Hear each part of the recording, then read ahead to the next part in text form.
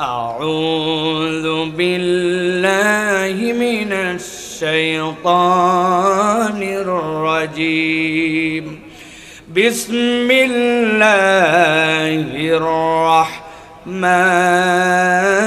الرحيم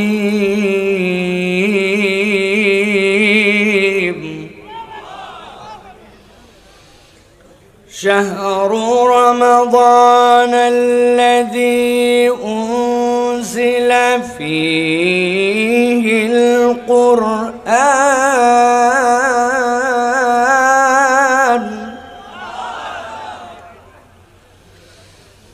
أنزل فيه القرآن هدى للناس وبينات من الهدى والفرقان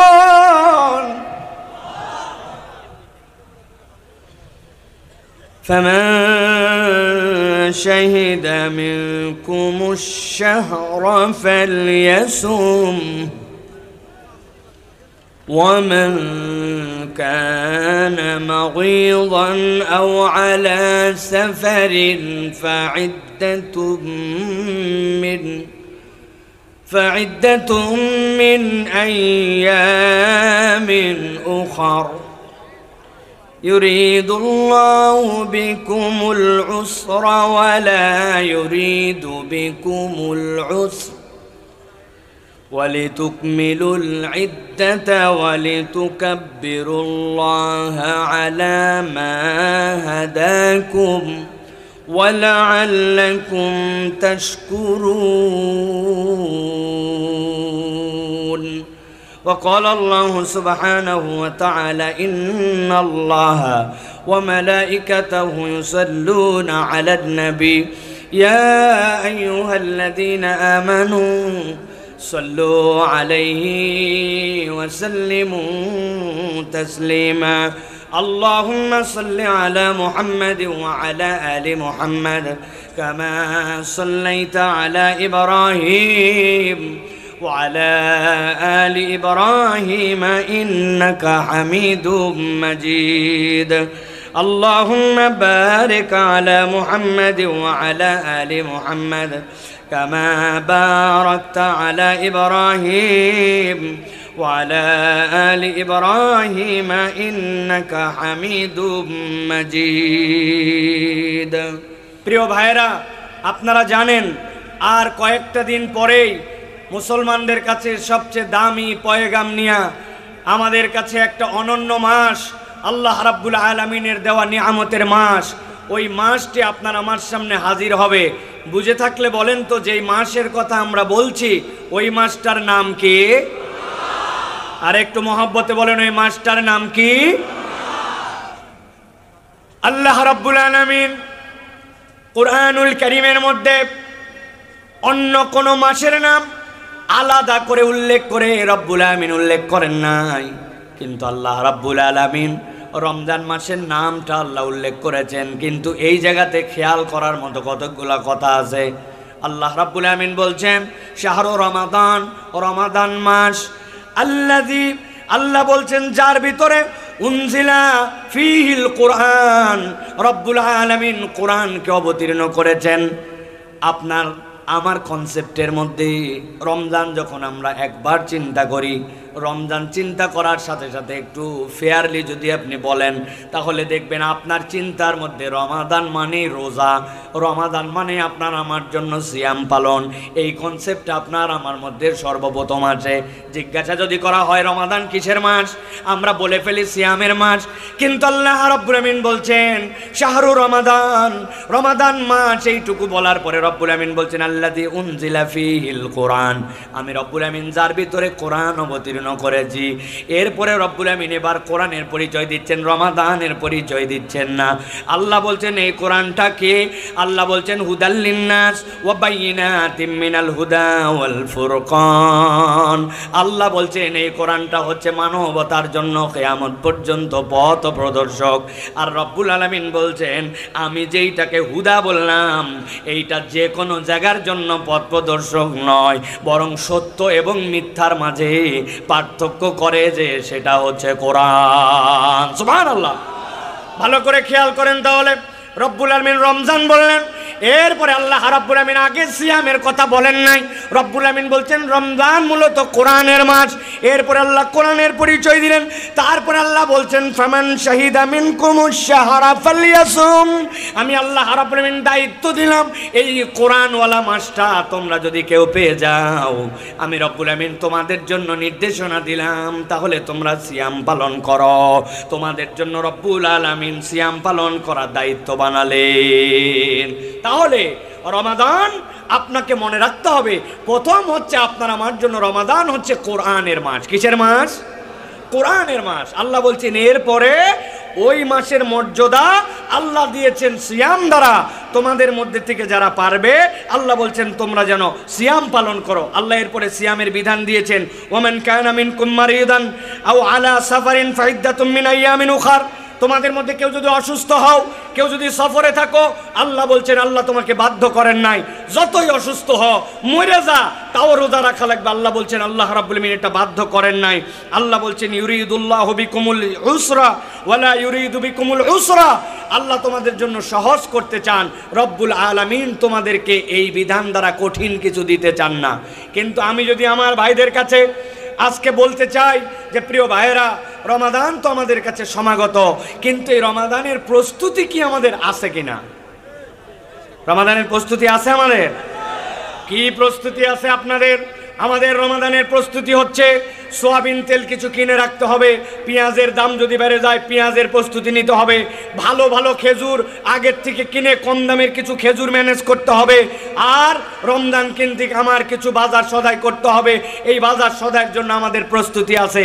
কিন্তু রমাদান বেসিক্যালি এই খেজুর কিনা, রমাদান বেসিক্যালি এই ছোলা কিনা, মুড়ি কিনা, এই প্রস্তুতির জন্য রমাদান আসে নাই, বরং রমাদানের জন্য আল্লাহ রসুলের দেখানো একটা প্রস্তুতি আছে। ওই প্রস্তুতির ব্যাপারে আমরা মোটামুটি বেখবর। যদি বলেন হুজুর একটা পরীক্ষা নেন, আমি যে কোনো একজনের কাছে একটা পরীক্ষা নিতে পারি। ভাইয়েরা, এইবার রমজান মাস আরবি হিজরি সালে কোন সাল পড়তেছে একটু বলতে হবে। দু একজনকে ধরলেই মাথা নিচু করে ফেলবে যে হুজুর আরবি সাল তো আমার জানা নেই। এখানে এরকম লোক আছে কিনা ভাই? প্রিয় ভাইয়েরা, আমি একটা থিমকে সামনে রেখে আপনাদের কাছে সংক্ষিপ্ত কয়েকটি কথা বলবো। আমি আপনাদের কাছে একটা শ্লোক, একটা 2 লাইনের একটা পংক্তি বলতে চাই। আর কটা দিন পরে বিশ্ব মুমিন ঘরে আসছে খুব দামি এক মেহমান, মাহে রমাদান। আর কটা দিন পরে বিশ্ব মুমিন ঘরে আসছে খুব দামি এক মেহমান, মাহে রমাদান। এই থিমের উপরে আমি আপনাদের কাছে সর্বোচ্চ 10 থেকে 15 মিনিটের অনন্য কিছু বার্তা দিয়ে যেতে চাই। যদি এই থিমকে ধারণ করে আমরা আমাদের রমজানের প্রস্তুতি নেই, ইনশাআল্লাহ বিগত সময়ের থেকে আমাদের এবছরের রমজান ভিন্ন রকম কিছু হতে পারে। আল্লাহ যেন আমাদেরকে তৌফিক দান করেন। একটা মুখ বন্ধ রাখবেন না, সকলে বলেন আল্লাহুম্মা আমিন। আর কটা দিন পরে বিশ্ব মুমিন ঘরে আসছে খুব দামি এক মেহমান, মাহে রমাদান। প্রিয় ভাইয়েরা, আমরা যদি একটুখানি লক্ষ্য করি, তাহলে আমরা যদি আমাদের কোনো মেহমান এরকম যদি থাকেন, যিনি বিদেশে থাকেন অথবা অনেক দিন পর আমাদের বাড়িতে আসতেছেন, আপনি খেয়াল করলে দেখবেন ওই মেহমান যদি আপনার ব্যক্তিগত পছন্দনীয় আপন আত্মীয় হয়, তাহলে ওই মেহমানের জন্য আপনার একটা প্রস্তুতি আছে। আছে কি না? কি ধরনের প্রস্তুতি নেন?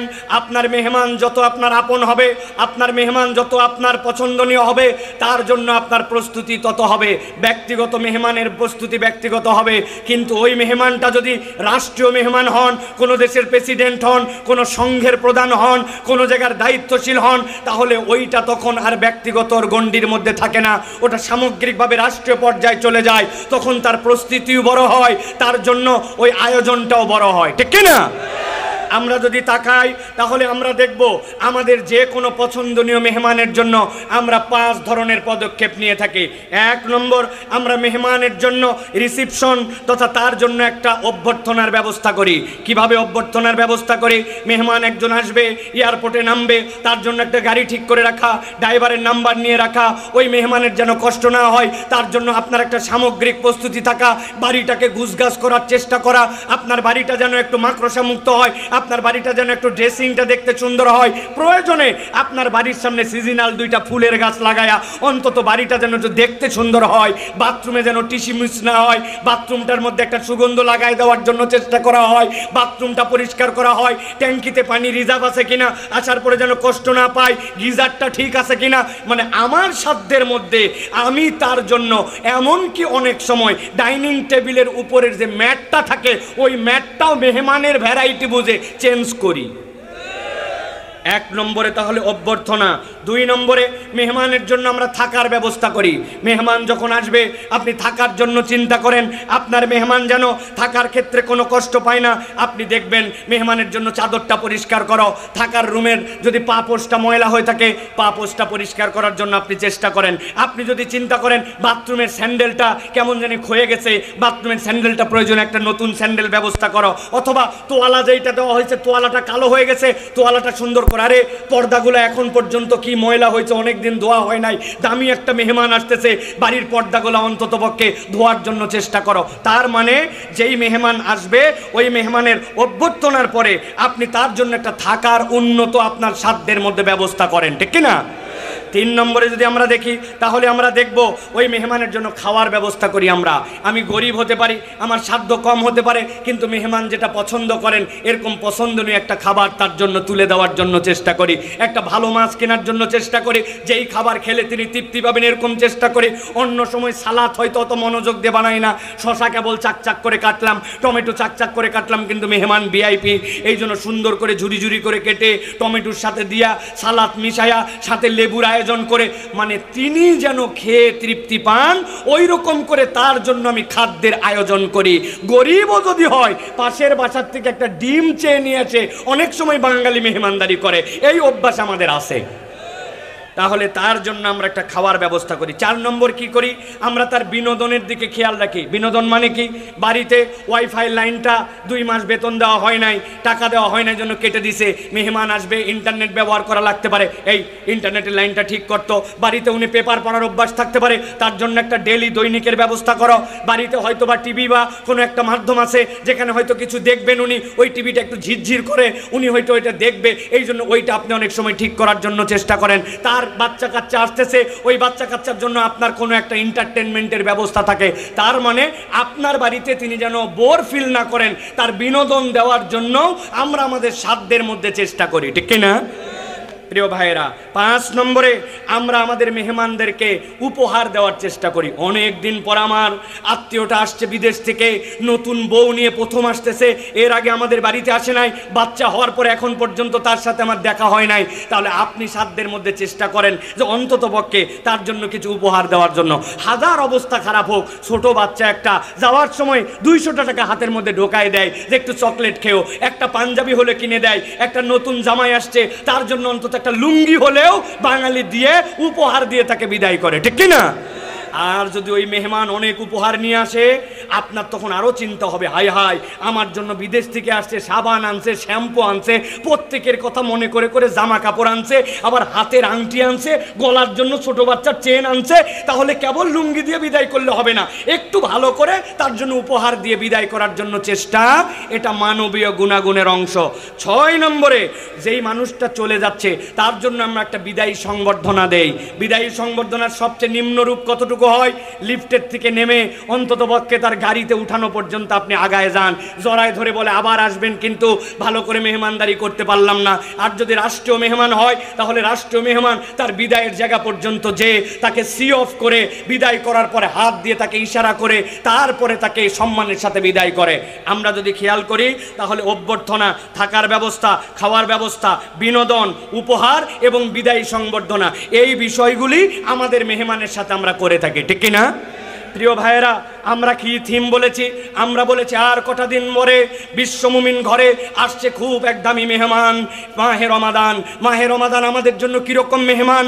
এই মাহে রমাদান এমন মেহমান যেই মাহে রমাদান আপনার আমার জন্য ঈদকুম মিনান নিরান নিয়ে আসবে, জাহান্নাম থেকে আপনাকে আমাকে মুক্ত করবে, আল্লাহর পক্ষ থেকে রহমত নিয়ে আসবে, বরকত নিয়ে আসবে, মাগফিরাত নিয়ে আসবে। যেই বান্দা এক অক্ষর পড়লে তার জন্য 10 সওয়াব হতো, আল্লাহর বান্দা ওই রমাদানের মতো ওইটা 700 গুণের বেশি পেয়ে যাবে। এমন এক রাত আল্লাহ রাব্বুল আমিনের মধ্যে দিয়েছেন, ওই বান্দা এক রাত্রে ইবাদতে কমসে কম 84, উপরে তার জান্নাতে যাওয়ার জন্য যতটুকু লাগে ততটুকু পর্যন্ত রব্বুল আলামিন তাকে দিয়ে দিবেন। এই রকম মাহে রমাদান আপনার আমার জন্য শয়তানকে আটকায়া জাহান্নামের দরজা বন্ধ করে জান্নাতের দরজা খুলে আপনার জন্য এরকম এক ভিআইপি মেহমান আসতেছে। জিজ্ঞাসা করতে চাই যে এই মেহমান এত কিছু নিয়ে আপনার কাছে আসতেছে, তার অভ্যর্থনা কি হবে, তার থাকা কি হবে, তার খাওয়া কি হবে, তার বিনোদন কি হবে, তার উপকার কি, উপহার কি হবে, আর তার বিদায়ী সংবর্ধনা কি হবে? এ বিষয়ে কি আপনার আমার কনসেপ্ট ক্লিয়ার আছে? একটু আগে আপনাদের কাছে জিজ্ঞাসা করেছিলাম রমজানের প্রস্তুতি আছে কিনা। আছে মানে ছোলা কিনে ফেলছি হুজুর, এই বছর আল্লাহর দয়ায় পেঁয়াজের দাম কম, তাও 5 কেজি পেঁয়াজ কিনে রাখছি। সোয়াবিন আমার বউ আগের থেকেই বলছে দাম বাড়ে কি কমে জানি না, পেঁয়াজি যেহেতু ভাজাই লাগবে, আর বাঙালির পেঁয়াজি বেগুনি না হলে ইফতারি হবে না, ওতে 10 কেজি সোয়াবিন রেডি, আমার রমাদান শুরু। তাই না ভাই? চলেন এবার একটু হিসাব মিলায় দেখি, রমাদান আমাদের কাছে আসতেছে, এই রমাদানের অভ্যর্থনা আপনার আমার জন্য কি হবে? রমাদান তো সেরকম কোনো রাষ্ট্রদূতের মতো শরীর নিয়ে আসতেছে না, অথবা রমাদান তো তার আক্ষরিক কোনো অবয়ব নিয়ে আমাদের কাছে আসতেছে না। কিন্তু এই রমাদানের অভ্যর্থনা কি হবে? যেরকম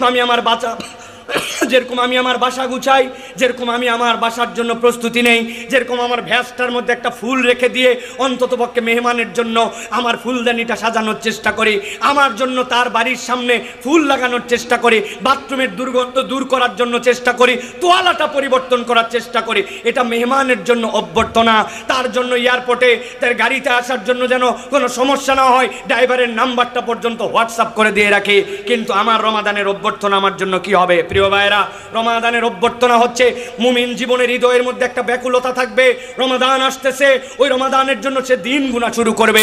নবী করিম সাল্লাল্লাহু আলাইহি সাল্লামের ব্যাকুলতা ছিল, 2 মাস আগের থেকে নবীজি দোয়া করতেন, আল্লাহুম্মা বারিক লানা ফি রজব ওয়া শাবান ওয়া বাল্লিগনা ফি রমাদান। হাদিসের মধ্যে আসতেছে নবী করিম সাল্লাল্লাহু আলাইহি সাল্লামের সাহাবায়ে কেরাম 6 মাস পার হয়ে যাওয়ার পর থেকেই রমজানের জন্য প্রহর গুনতে শুরু করতেন। রমজানের জন্য আপনার অভ্যর্থনা, আপনার মনের তামান্না, আপনার তাড়না, এটা প্রত্যেক ইমানদারের মধ্যে থাকতে হবে। রমাদান যেদিন শুরু হলো সেদিন থেকে আপনি শুরু করলেন এরকম নয়, বরং আপনার হৃদয়ের মধ্যে এটার জন্য আকর্ষণ থাকতে হবে। আর সর্বশেষ এই রমাদানের জন্য একটা আকর্ষণ, একটা অভ্যর্থনা আপনাকে দিতেই হবে। আল্লাহর নবী যেটা মিস করতেন না, কিন্তু আমরা জীবনে যেটা একবারও দেই না, সেটা হচ্ছে যখন রমাদানের চাঁদ ওঠে। নবী করিম সাল্লাল্লাহু আলাইহি ওয়াসাল্লামের দোয়া ছিল, আল্লাহু আকবার, আল্লাহুম্মা আহিল্লাহু আলাইনা বিল আমনি ওয়াল ঈমান ওয়াস সালামাতি ওয়াল ইসলাম। আল্লাহর কাছে নবী করিম সাল্লাল্লাহু আলাইহি ওয়াসাল্লাম যখনই চাঁদ উঠতো বলতেন, আমার রব বড়, হে আল্লাহ আমি আপনার কাছে বলতেছি, আল্লাহ এই চাঁদের ভিতরে আমার ঈমানের নিরাপত্তা দেন, আমার জন্য নিরাপত্তা দেন, আমার আমলের নিরাপত্তা দেন, ওয়াত তাওফীক লিমা ইউহিব্বু ওয়া তারদা। আল্লাহ আপনি যেটা পছন্দ করেন, আপনি যেটাতে খুশি হন, ওইটা বেশি বেশি করার তৌফিক দান করেন। আর হে চাঁদ, জেনে রাখো আমি তোমাকে বলতেছি, রব্বি ও রব্বুক আল্লাহ, তোমার রব আল্লাহ, আমার রব আল্লাহ। সুবহানাল্লাহ। নবী করিম সাল্লাল্লাহু আলাইহি সাল্লাম সব সময় রব চাঁদ উঠলে নবী করিম সাল্লাল্লাহু আলাইহি ওয়াসাল্লাম দোয়া করতেন। আপনার আমার এরকম কোনো চিন্তা নাই, বরং আমরা টিভির উপর নির্ভর করে আছি। এই চাঁদ দেখা গেছে নাকি, হেলাল কমিটিরা নির্ভর করে আছে ওই জায়গায়, হেলাল কমিটি বানাইছে কেবলমাত্র নাস্তা করার জন্য, এছাড়া কোনো কাজ নাই। তারা হেলাল কমিটির অপেক্ষায় আছে আমরা, কখন টিভিতে চাঁদ উঠবে, কখন জানা যাবে। এক বন্ধু আবার এশার নামাজের পরে বলছে যে চাঁদ উঠে গেছে কিন্তু খবর আছে, তারাবির জন্য দৌড় দে। তখন ওই ব্যক্তি পেরেশান হয়েছে। অথচ চাঁদ দেখার যে একটা আমল, ওটা যে রমাদানের জন্য অভ্যর্থনা, বাচ্চা কাচ্চা সকলকে নিয়ে যাওয়া, চাঁদ দেখা, চাঁদের দোয়া শেখানো চাঁদ দেখার জন্য, তাহলে বোঝা যাবে যে আপনি রমাদানের প্রস্তুতি আছে আপনার মনে, সে আপনার জন্য ক্ষমা নিয়ে আসতেছে, সওগাত নিয়ে আসতেছে, মাগফিরাত নিয়ে আসতেছে। এখন থেকেই তাহলে দিন গণনা করে রমাদানের জন্য অপেক্ষা করা, ওই মেহমানের জন্য আপনার হৃদয়ের মধ্যে তামান্না, প্রস্তুতি নেওয়া, ওই রমাদানকে টার্গেট করে প্ল্যানিং করা, এইটা হচ্ছে রমাদানের জন্য অভ্যর্থনা। মনে থাকবে? মনে থাকবে প্রিয় ভাইয়েরা। 2 নম্বরে রমাদানের মধ্যে, রমাদান আসছে, এখন মেহমানের জন্য আপনি থাকার ব্যবস্থা করবেন। রমাদানকে আপনি কি খাওয়াবেন? বড় বাপের পোলায় খায়, ঢাকার লোক খায় বিখ্যাত ইফতারি ভাই। আপনারা মনে করতেছেন মাটন রোস্ট আর বিভিন্ন ধরনের চপ, স্বামী কাবাব, স্ত্রী কাবাব, হাঁড়ি কাবাব, বটি কাবাব, দাও কাবাব, কোদাল কাবাব আছে না ভাই? আপনি চিন্তা করছেন হ্যাঁ হ্যাঁ হ্যাঁ আমার রমাদানকে আমি এইগুলা খাওয়াবো। জি না, রমাদান আপনার এটা খায় না। রমাদানের খাদ্যকে ভালো করে জেনে রাখেন। আপনি যদি আপনার রমাদানকে সুন্দরভাবে খাওয়াতে চান তাহলে আপনার সালাদকে সুন্দর করতে হবে। কেননা যার সালাদ সুন্দর, রমাদানে তার খাদ্য তত সুন্দর। আপনার সালাদ আমরা যদি একটুখানি তাকায় দেখি, আমাদের সালাদ হচ্ছে সফটওয়্যার সালাদ। ওই সালাতের শুরুর থেকে দাঁড়ায় গেলাম আল্লাহু আকবার বলে, অটোমেটিকের পরে চালু হয়ে গেল আলহামদুলিল্লাহ রাব্বিল আলামিন। মন সেটা আমার নরসিংদীতেই যাক আর কুমিল্লাতেই যাক, আমার রেলগাড়ি চলতেছে নামাজের। আমার নামাজের সূরা ফাতিহা শেষ, অটোমেটিক আলাম তারা চলে আসছে, অটোমেটিকের পরে রুকু চলে গেছে, অটোমেটিক সব আমার নামাজ যেন সফটওয়্যার নামাজ। আমার নামাজের মধ্যে আমার কোনো চিন্তা নাই, ভাবনা নাই, পরিকল্পনা নাই। এমনকি আমার নামাজ যে ঠিক হচ্ছে কিনা এইটাও কোনোদিন চিন্তা করি নাই। আপনার মসজিদে কত মাহফিল হলো, কত আয়োজন হলো, কিন্তু আপনার আমার মসজিদে কি কখনো নামাজের ওয়ার্কশপ হয়েছে? বলে হুজুর নামাজের আবার ওয়ার্কশপ কি জিনিস? হ্যাঁ, নামাজের একটা ওয়ার্কশপ। আমি আমার রুকু তো দেখতে পাই না, হুজুর দেখেন তো আমার রুকুটা ঠিক আছে কিনা। আমি আমার সিজদা তো ঠিক মতো দেখতে পাই না, আমার সিজদা ঠিক আছে কিনা। 70 বছর হয়ে গেছে মুরব্বী, সিজদায় যায় 2 হাত মাটির সাথে একবারে বগল দাবা করে লাগায়। এরকম মুসল্লি নাই ভাই? এরকম করলে যে নামাজ হবে না এরকম নয়, কিন্তু এইটা একটা মাকরু। আপনি জানেন না আপনার নামাজটা সুন্দর হয় নাই। যার নামাজ সুন্দর হয় না ওই ব্যক্তির সাথে রমাদান প্রপারলি থাকে না। কেননা নবী করিম সাল্লাল্লাহু আলাইহি সাল্লাম বলেছেন, মান কামা রমাদানান ঈমানান ওয়া ইহতিসাবান গুফিরা লাহু মা তাকাদ্দামা মিন যামবিহি।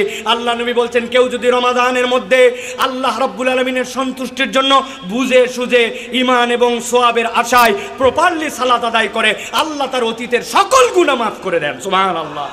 আল্লাহ যেই সালাদ দ্বারা আপনার গুনাহ মাফ করে দেন, আল্লাহ রাব্বুল আমিন যেই সালাদ দ্বারা আপনাকে মুক্ত করে দেন। আজ পর্যন্ত আমাদের নামাজের কোনো প্ল্যান নাই। ওই যে ছোটবেলায় 3টা সূরা শিখছি, আলাম তারা, কুল হু আল্লাহ আর ফালাক আর নাস, তারপরে চতুর্থ কোনো সূরা নাই। আপনি প্ল্যান করেন এইবার রমাদানে আমি নতুন 2টা সূরা শিখব। আপনার বন্ধুকে জিজ্ঞাসা করেন, দোস্ত তোর কয়টা সূরা মুখস্থ আছে? বলছে, দোস্ত আমার তো 4টা সূরা মুখস্থ। কি কি বলতো? এই 4টা সূরা।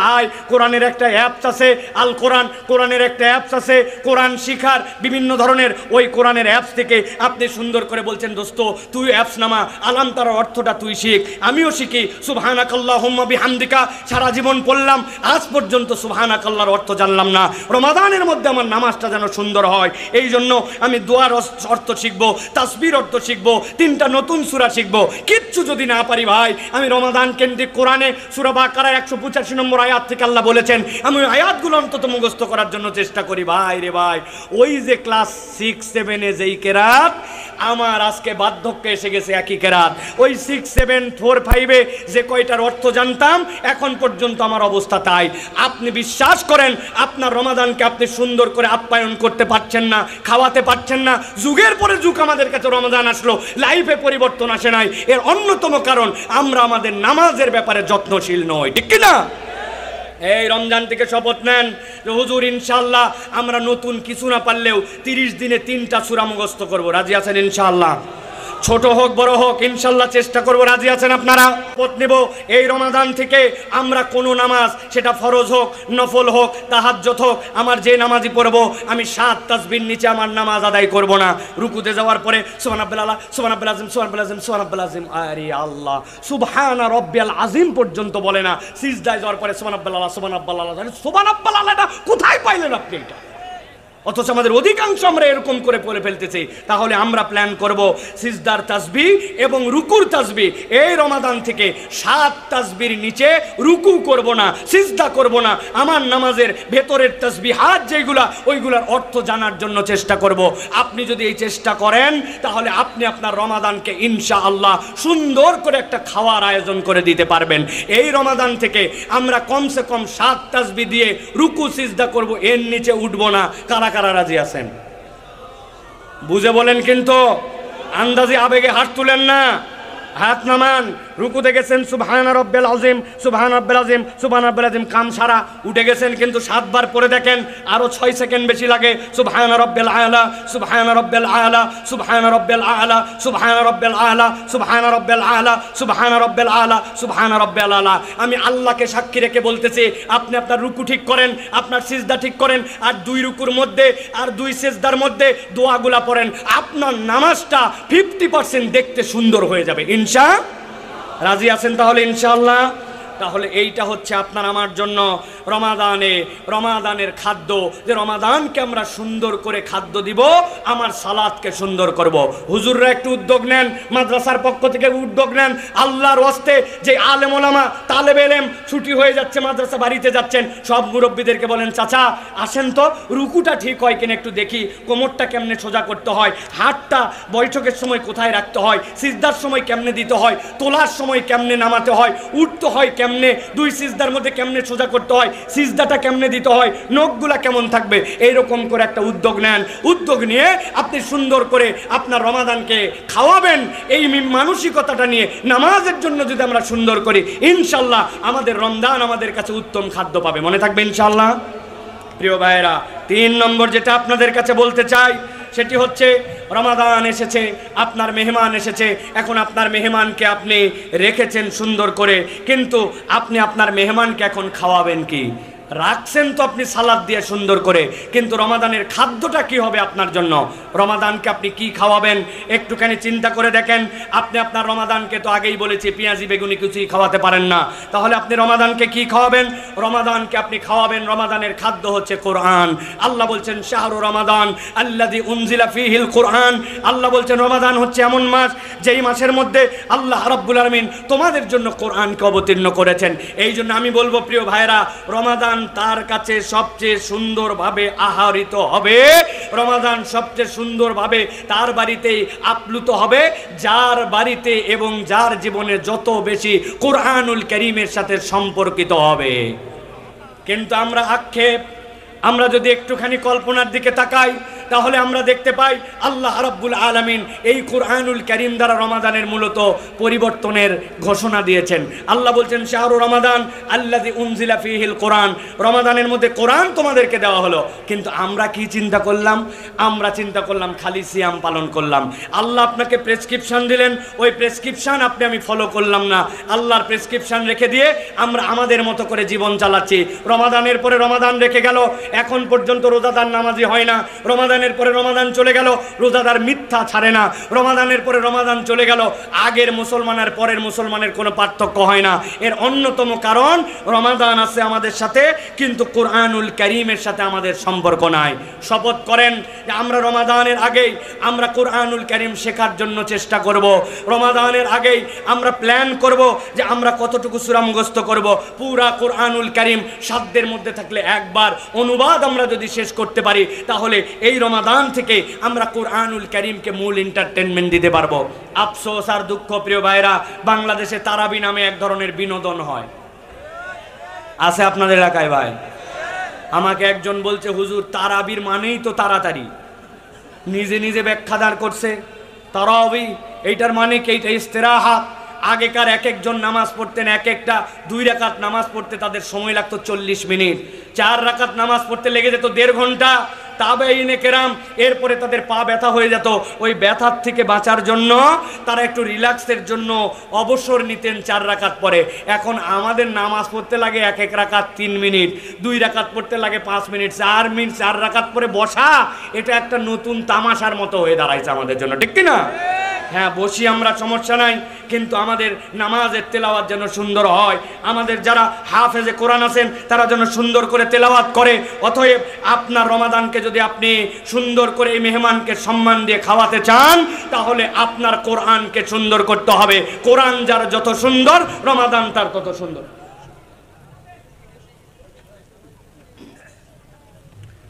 প্রিয় ভাইয়েরা, এরপরে আপনাদের কাছে যেটা বলেছি, আর কটা দিন পরে বিশ্ব মুমিন ঘরে আসছে খুব দামি এক মেহমান, মাহে রমাদান। ওই রমাদানের জন্য চতুর্থ যে বিষয় সেটি হচ্ছে বিনোদন। আপনি আপনার বাড়িতে যখন কোনো মেহমান এসেছে তার জন্য কি বিনোদনের ব্যবস্থা করেছেন? আপনি বিনোদনের ব্যবস্থা করেছেন, ওয়াইফাইয়ের পাসওয়ার্ডটা ঠিক করেছেন, মনে আছে কিনা আপনাদের কাছে বলেছি। আপনি আপনার বাড়িতে একটা পত্রিকা রেখে দিয়েছেন, আপনি আপনার বাড়িতে চিন্তা করেছেন অন্ততপক্ষে তার যেন দুর্গন্ধ না লাগে, দুর্গন্ধের জন্য ওই ব্যবস্থাটা ঠিক করেছেন। আপনার ছাদের উপরে একটা সুন্দর দোলনা ছিল, ওই দোলনাটার এক পাশটা ছিঁড়ে গেছিল, যারা মেহমান আসছে তাদের ছোট্ট একটা বাচ্চা আছে, ওই দোলনাটাতে দুললে সে একটু আনন্দ পাবে, এই জন্য আপনি তার জন্য ব্যবস্থা করেছেন। আমার কোনো এন্টারটেনমেন্টের ব্যবস্থা নাই, পাশে একটা সুন্দর পার্ক আছে, পাশে একটা ঘোরার জায়গা আছে, আপনি অনেক সময় সুযোগ থাকলে আপনি সেই জায়গায় নিয়ে যে আপনার মেহমানকে বিনোদন দেন। ঢাকায় যখন কেউ আমাদের বাড়িতে আসে প্রথম রিকোয়ারমেন্ট থাকে চিড়িয়াখানায় ঘুরতে নিয়ে যাবেন তো, আমাদের জন্য একটু শিশু মেলায় নিয়ে যাবেন তো, যায় কিনা ভাই? প্রিয় ভাইয়েরা, এখন আপনার জন্য রমাদানকে আপনি কি বিনোদন দিবেন ভালো করে এই পয়েন্টটা মুখস্থ রাখেন। রমাদানের বিনোদন হচ্ছে আপনার আচার আচরণের পরিবর্তন। রমাদান আপনার কাছ থেকে দোলনাতে উঠবে না, রমাদান আপনার কাছ থেকে শিশু মেলায় যাবে না, চিড়িয়াখানা দেখতে যাবে না, কিন্তু যেই রমাদান আপনার জন্য এতগুলা পয়গাম সওগাত নিয়ে এসেছে, ওই রমাদানের বিনোদন হচ্ছে আচার আচরণের পরিবর্তন। প্রিয় ভাইরা, আমি মিথ্যা কথা অব্যাহত রেখেছি, আমি চগলখুরি করি, আমি এখন পর্যন্ত বান্দার হক নষ্ট করি, গীবত গিল্লা করি, আমি এখন পর্যন্ত কথাবার্তায় সুন্দর নয়। আপনার রমাদান আপনার কাছ থেকে বিনোদন পায় নাই, অথবা আপনাকে একটা প্ল্যানিংয়ের মধ্যে আসতে হবে। এইবার রমাদানে আমি বিনোদন দিতে চাই, মিথ্যা কথা কথায় কথায় আসতো, গালি মুখ থেকে বের হতো, আমি এখান থেকে বেরিয়ে যাব। আল্লাহ কোরআনুল কারীমের মধ্যে বলেছেন, ওয়ালা তুসাইর খাদ্দাকা লিন্নাস ওয়ালা তামশি ফিল আরদি মারহা। আমার মধ্যে একটা হাম্বড়াই আছে, একটা অহংকার আছে, আমি কথা বললেই কেমন জানি চটে চটে মানুষের সাথে কথা বলি। অথবা আমি রমাদান থেকে চিন্তা করব আমার কথাটা যেন সুন্দর হয়, অহংকার যেন দূর হয়। আল্লাহ বলছেন ওয়াকসুদ ফি মাশিক ওয়াকদুদ মিন সাউতিক। আল্লাহ বলতেছেন তুমি তোমার চলাফেরায় নম্র হও, তুমি তোমার কথা বলায় সুন্দর হও। আমি এখন থেকে আমার এই সকল জিনিসগুলো আইডেন্টিফাই করব। আমার একটু রাগ বেশি, বাহিরে খুব ভালো, কিন্তু বউয়ের কাছে গেলে আমার গরমটা যেন কেন 100 হয়। আছে না ভাই এরকম লোক? অথবা আপনি এখান থেকে বেরিয়ে আসার জন্য চেষ্টা করবেন। আপনি যদি আপনার আচার আচরণ সুন্দর করতে পারেন, তাহলে আপনার এই মেহমানকে আপনি সম্মান দিতে পারবেন। অতএব এর জন্য আপনার একটা প্ল্যান লাগবে যে আপনি আপনার রমাদানে আচার আচরণ এবার ঠিক করবেন। প্রিয় ভাইরা, 5 নম্বর, শায়েখ চলে আসছেন, অনুমতি দিয়েছেন জন্য আমি আমার 2টা পয়েন্ট শেষ করতেছি। প্রিয় ভাইরা, 5 নম্বর যেটা প্ল্যানিং, সেটা হচ্ছে গিফট। আপনার আত্মীয় এসেছে, তার জন্য আপনার জন্য নিয়ে এসেছে স্বর্ণের চেন, আপনার জন্য নিয়ে আসছে দামি শ্যাম্পু, আপনার জন্য এনেছে সাবান, আপনার জন্য এসেছে বিদেশি বিভিন্ন ধরনের গিফট। আপনি তখন চিন্তা করছেন, প্রথম দেখলাম বউ সহ আসছে, একটা শাড়ি অন্তত দেই, বাচ্চার হাতে অন্তত 500 টাকা দেই, বাচ্চার হাতে অন্তত বিস্কুট খাওয়ার জন্য, চকলেট খাওয়ার জন্য কিছু একটু দেই। আমার সাধ্যের মধ্যে আমরা একটু বিনোদন দেওয়ার চেষ্টা করি। কিচ্ছু নাই, বাড়িতে একটু শুটকি বানায় রাখছিল, একটু শুটকি পোতলা ব্যান্ডে দিয়ে দিছে। বাড়িতে ছাদের মধ্যে একটু টমেটো লাগাইছিল, 5টা টমেটো তুলে হাদিয়া দিছে যে এইটা আমার পক্ষ থেকে নিয়ে যাও। এইটুকু হলেও আমরা করার চেষ্টা করি, ঠিক কিনা? প্রিয় ভাইয়েরা, আপনার রমাদানকে আপনি কি গিফট দিবেন? রমাদানের গিফট আর কিছু নয়, রমাদানের গিফট হচ্ছে মানব কল্যাণ। আপনি আপনার দুনিয়াতে একটা ডায়লগ বের করেছেন, নিজে বাঁচলে বাপের নাম। এর থেকে বড় ইসলামের নামে তহমত আর কিছু হতে পারে না। মুসলমান কখনো এই সংজ্ঞা দিতে পারে না। আল্লাহ বলছেন কুনতুম খয়রা উম্মাহ উখরিজাত লিন্নাস, তোমাকে সৃষ্টি করা হয়েছে মানুষের জন্য, আপনি খালি আপন আপন ভাবনা নিয়ে আসেন। রমাদানকে যদি বিনোদন দিতে চান, তাহলে আপনার জন্য মানব কল্যাণের চেষ্টা করতে হবে।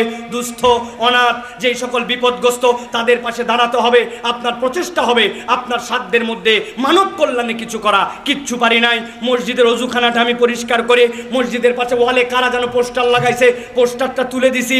একটা ছোট্ট একটুখানি রাস্তা ছিল, যে রাস্তার পুলের গোড়াটা এখন পর্যন্ত কেন জানি মিলে নাই, গাড়িগুলা ওঠার সময় একটু ধাক্কা খায়। হ্যাঁ রাখ, এটা সড়ক ও জনপদের কাজ, আমার কাজ কিনা না।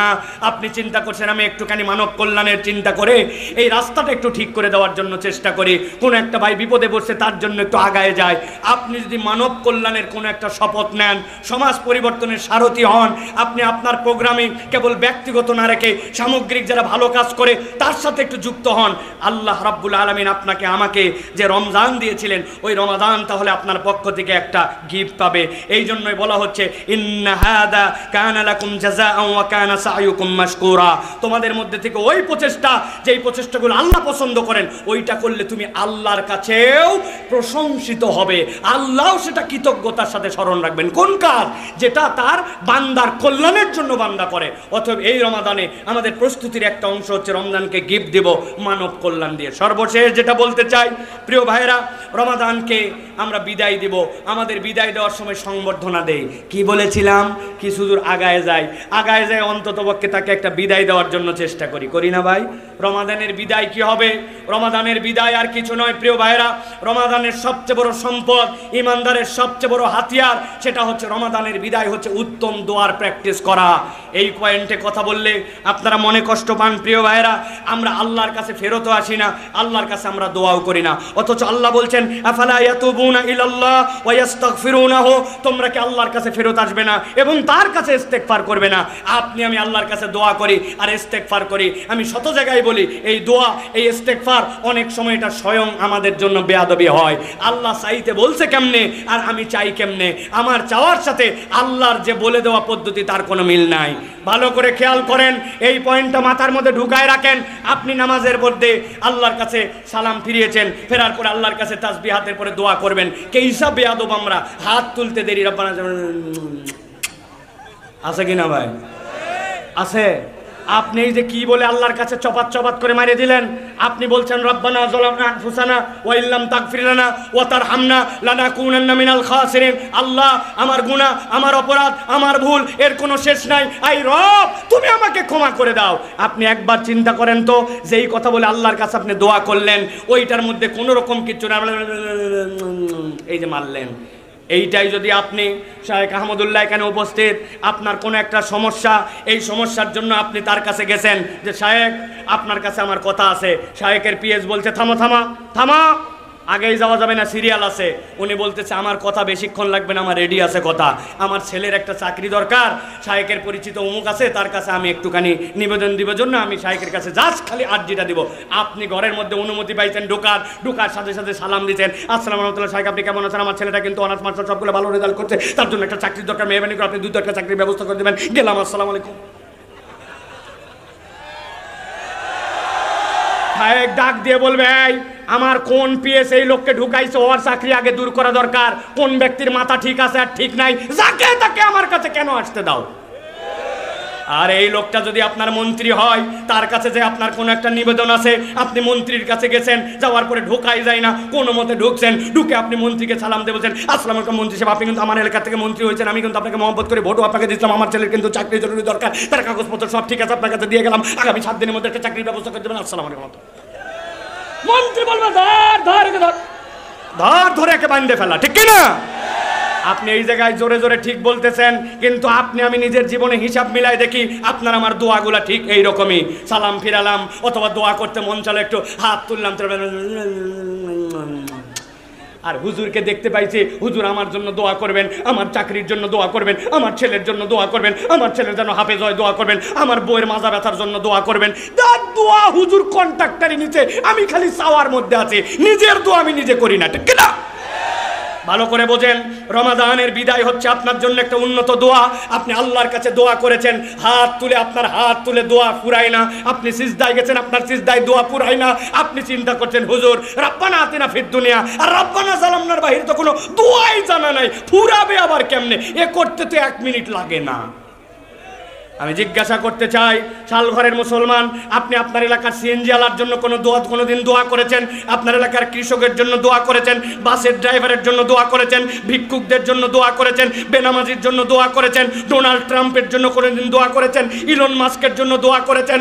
আপনি মনে করছেন হায় হায় হুজুর কয় কি, ডোনাল্ড ট্রাম্প এটা কাফের, ওর জন্য আবার দোয়া কি? অথচ আল্লাহর নবী সাল্লাল্লাহু আলাইহি সাল্লাম কাট্টা কাফের, কাফেরের বাচ্চা কাফের, ইসলামের 1 নম্বর দুশমন আবু জেহেলের জন্য আল্লাহর নবী দোয়া করছেন, আল্লাহ আবু জেহেল অথবা ওমর, এই দুইজনের মধ্যে থেকে একজনকে অথবা দুইজনকে তুমি হেদায়েত দাও। আল্লাহর নবী আবু জেহেলের জন্য হেদায়েতের দোয়া করে, আর আমি আমার দোয়ার সাবজেক্ট খুঁজে পাই না। হুজুর আমার বাচ্চার জন্য দোয়া করবেন, আপনি আপনার বাচ্চার জন্য সিজদায় গেছেন, চোখগুলা বের হওয়ার যা জোগাড় হয়েছে, 30 মিনিট ধরে আল্লাহর কাছে বলছেন, আল্লাহ আমার ছেলেকে তুমি ইমাম নববীর মতো বানাও, ইমাম মুসলিমের মতো বানাও, আবু হানিফার মতো বানাও। আল্লাহ তুমি আমার গুনাহ মাফ করে দিবে না কেন? আল্লাহ তুমি আমাকে দাও, আমার রিজিকে দাও, এলাকায় দাও। আল্লাহ আমি তো আর কিচ্ছু মনে করতে পারতেছি না, আল্লাহ আর কি কি বাদ গেছে তুমি একটু আমাকে মনে করে দাও। ওহো, ঢাকার 8 নম্বর বাসের হেল্পারদের জন্য দোয়া করলাম, আল্লাহ ঢাকার ফুটপাতের দোকানদার জন্য দোয়া করলাম। আয় রব্বুল আলামিন, এমন মানুষ যারা সুযোগ ছাড়া পড়ে নামাজ পড়ে না তাদের জন্য দোয়া কর। আল্লাহ পৃথিবীর বিভিন্ন জায়গায় যারা কাজের বুয়া আছে, খালাম্মা আছে, এরা কাজ করে, এদের জন্য দোয়া করলাম। আপনি আল্লাহর কাছে দোয়া করবেন, যার দোয়া যত সুন্দর তার রমাদানের বিদায়ের প্রস্তুতি তত সুন্দর। আল্লাহ বলতেছেন, ওয়া আনিবু ইলা রাব্বিকুম ওয়া আসলিমু লাহু মিন ক্বাবলি আন ইয়াতিয়াকুমুল আযাব সুম্মা লা তুনসারুন। আল্লাহর আযাব এসে যাওয়ার আগে, সময় ফুরাবার আগে আল্লাহর কাছে তোমরা ফরিয়াদ করো। কিন্তু আমরা ফরিয়াদ করি না, আমাদের ফরিয়াদ হচ্ছে একটা আল্লাহর কাছে বেয়াদবির মতো। অতএব প্রিয় ভাইয়েরা, আমি আপনাদের কাছে আবারও বলতে চাই, আর কটা দিন পরে আসছে বিশ্ব মুমিন ঘরে খুব দামি এক মেহমান, মাহে রমাদান। ওই মেহমানের অভ্যর্থনা, থাকার ব্যবস্থা, খাওয়ার ব্যবস্থা, বিনোদন, উপহার, বিদায়ী সংবর্ধনার জন্য প্রস্তুত হই। অভ্যর্থনাটা হচ্ছে আল্লাহর জন্য ব্যাকুল হওয়া, রমাদানের জন্য ব্যাকুল হওয়া। থাকার ব্যবস্থা হচ্ছে তার জন্য সালাত, খাওয়ার ব্যবস্থা হচ্ছে তার জন্য কোরআন, বিনোদনটা হচ্ছে তার আমাদের আচার আচরণ ঠিক করা, গিফট দিতে চাইলে মানব কল্যাণে যুক্ত হওয়া, আর তার জন্য বিদায়ী সংবর্ধনা, আল্লাহর জন্য দিল খুলে খুলে দোয়া করা। নবী করিম সাল্লাল্লাহু আলাইহি ওয়াসাল্লাম বলছেন, যে রমাদান পেল আর নিজের গুনাহ ক্ষমা করে নিতে পারলো না, নবীজি বলছেন সে ধ্বংস হোক, রাগিমা আনফু, তার নাক ধুলামলিন হোক।